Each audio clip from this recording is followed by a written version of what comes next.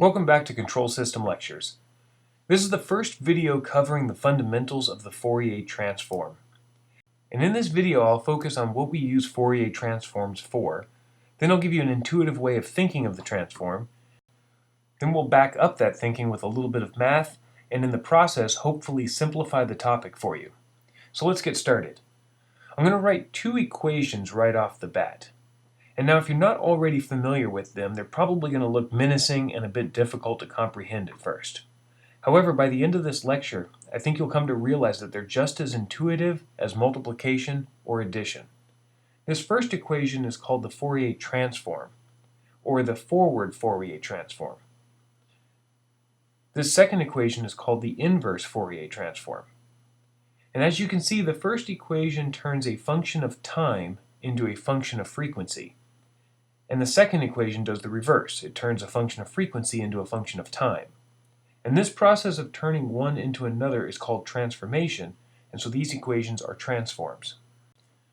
So what exactly is a transform? A transform is a mapping between two different sets of data, or domains. In this case, it changes information in the time domain into information in the frequency domain. Here I'm using the variable nu to represent frequency, in units of hertz, or cycles per second. The data in these two domains look different and can even vary in length of the data, but it still represents the exact same information. For example, if I asked you to find me at the White House, assuming you knew where that was, that title would be all you would need to know to find my location. However, I could have also said find me at 1600 Pennsylvania Avenue, Washington, D.C., or find me at these specific GPS locations. Each of these descriptions represent the exact same location. They're just stated a little bit differently. And depending on your situation, one way of presenting the information might be better than another. And a transform would get you from one representation to another. And this is exactly what the Fourier transform does. It jumps between two sets of information. But instead of converting between two addresses, it converts between the time domain, f of t, and the frequency domain, f of nu.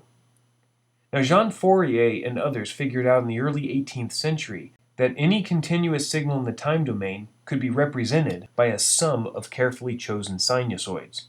And since sinusoids can in turn be completely described by their amplitude, their frequency, and their phase, those three parameters are all the information we need to know to describe the signal. At that point, we can plot the amplitude and phase at every frequency or across the entire spectrum and call it the frequency domain representation of the signal. And this information is exceedingly useful in control systems and digital signal processing. Of course, most signals aren't just comprised of a single sinusoid, but multiple ones at different amplitudes and phases across the entire spectrum. But why decompose a signal into sinusoids? Why not some other repeating signal like a square wave or sawtooth, or why not into different aperiodic signals altogether? Well, what we're trying to do is transform the signal into something that's easier to work with, at least for our particular purpose.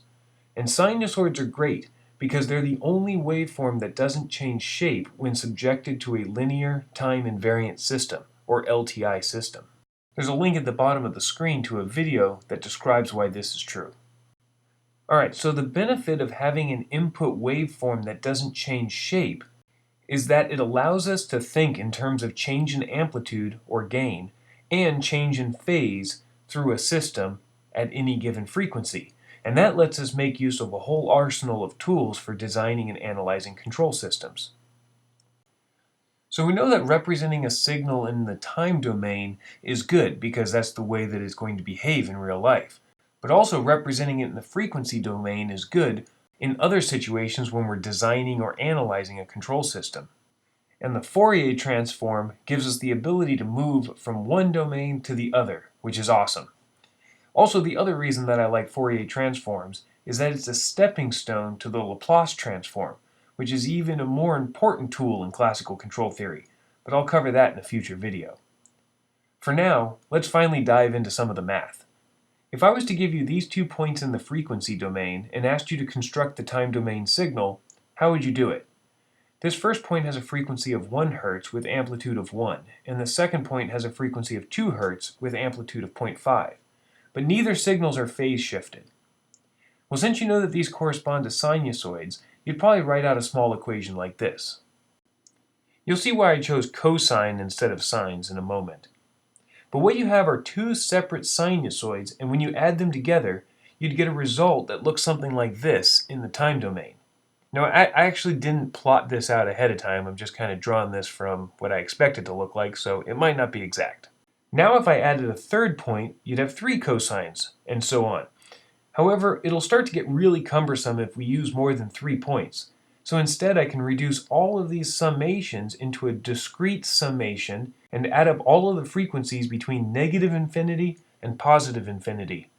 But don't worry too much right now about negative frequencies. Just know that they're there. So I've rewritten the above equation in a more compact form. And this first term, A of nu, is all of the amplitudes at each of those given frequencies. And then each one would be multiplied by a cosine of that specific frequency. But what if I have a continuous spectrum of frequencies?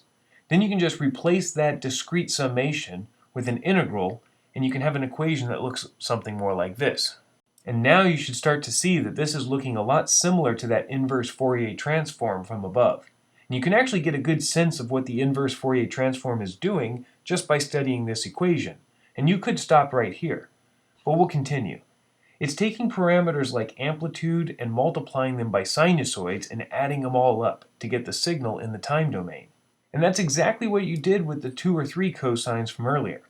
But the equation still needs some work, and that's because we chose cosine waves that had 0 degrees of phase shift.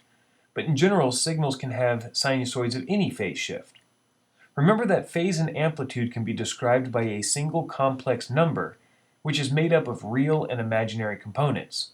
And if we plot that complex number on a real imaginary plane, then the amplitude is the distance from the point to the origin. And phase is the angle of that line from the positive real line. When we do this, we see that a sinusoid with amplitude of 1 and no phase shift results in a point that lies on the real line, in this case 1, which is a real number, and a real number is exactly what we used in our example above, so it all works out. But for this next example, we're going to say that the sinusoid has a phase shift of 45 degrees and an amplitude of 1. And finding where this red dot is on the real imaginary plane is pretty straightforward. The amplitude is the hypotenuse of the right triangle, and the tangent of the phase is the imaginary part over the real part. And solving for these two equations gives us the square root of 2 over 2 for both the real and imaginary components.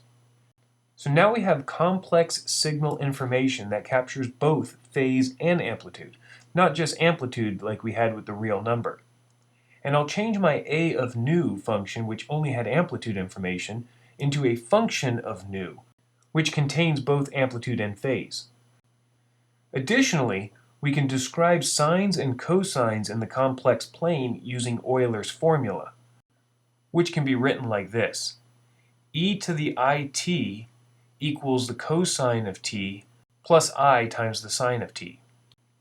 So now with the added phase information and writing things in the complex form, amplitude times the cosine becomes the function of nu times Euler's formula. And this new equation can handle complex inputs. Alright, so let's continue our example of a cosine signal with amplitude of 1 and phase shift of 45 degrees.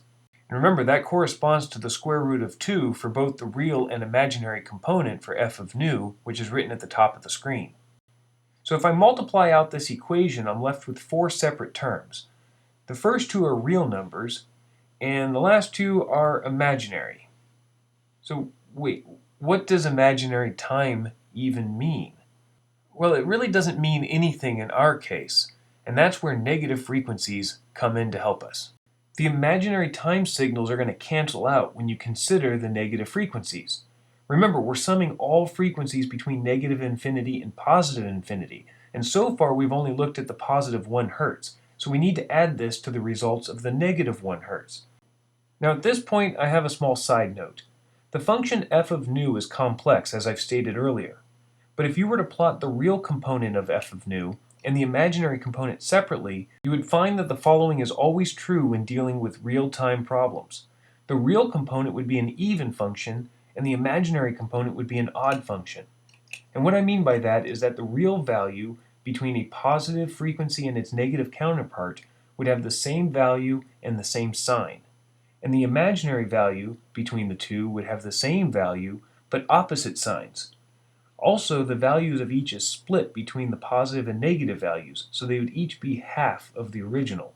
So in our case, we would have frequency content that looked like this, with square root of 2 over 4, once we realize that only half of the signal is captured in the positive frequencies and the other half in the negative. So we already have the positive frequency content, although the amplitude is actually half of what I wrote earlier. So let's generate the negative frequency values. And when we sum these two results together, you're going to see that the imaginary parts cancel out and the real parts add together. I'll let you work that out and make sure that it's correct. But if you have any problems with it, leave a question in the comment section below and I'll try to address it. So what you should be left with, though, is a signal that contains both a sine wave and a cosine wave.